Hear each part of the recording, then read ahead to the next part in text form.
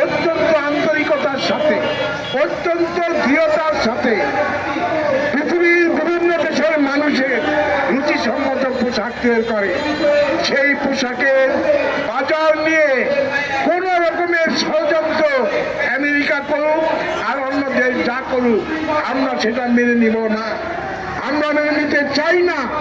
আমাদের দেশকে আমরা ভালোবাসি। আমাদের শ্রমিকদের সকল স্বার্থ, সকল সংকট দূর করার জন্য আমরা মালিক পক্ষের কাছে দাবি করি। আমরা সরকারের কাছে দাবি করি এইভাবে যে আপনারা আন্তরিক হন।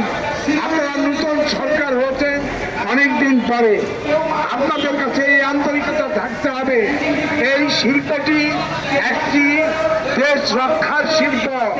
এই শিল্পে 50 লক্ষ শ্রমিক কাজ করে।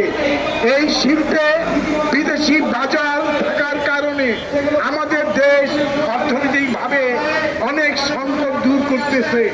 সেই কারণে এই শিল্পকে সুসংহত করা, এই শিল্পের আয়, এই শিল্পকে মানুষের মর্যাদার সাথে দেশের স্বার্থে এই শিল্পকে যাতে সুন্দরভাবে পরিচালনা করা যায়, সেই আশাবাদ ব্যক্ত করে এই সরকারের কাছে আমরা দাবি করছি কি বিদেশিরা যেই ষড়যন্ত্র করছে, বিশেষ করে আমেরিকা, আমাদের দেশের সরকার এটা পর্যবেক্ষণ করছেন, মালিক পক্ষ পর্যবেক্ষণ করছেন।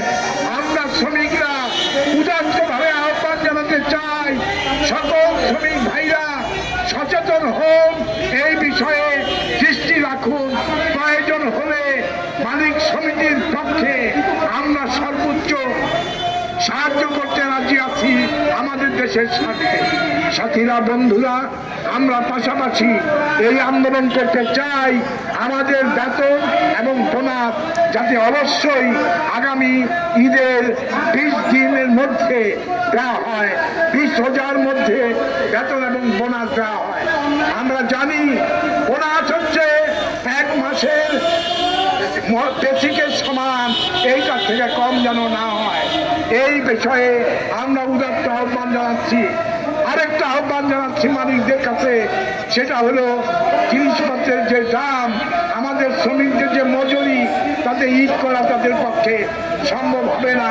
যদি এই মাসের বেতনের 15 দিনের বেতন ইন অ্যাডভান্স দেওয়া হয়, তাহলে শ্রমিকরা হয়তো ঈদটা কোনো রকম পালন করতে পারবে। সেই কথা বলে সকল ভাই এবং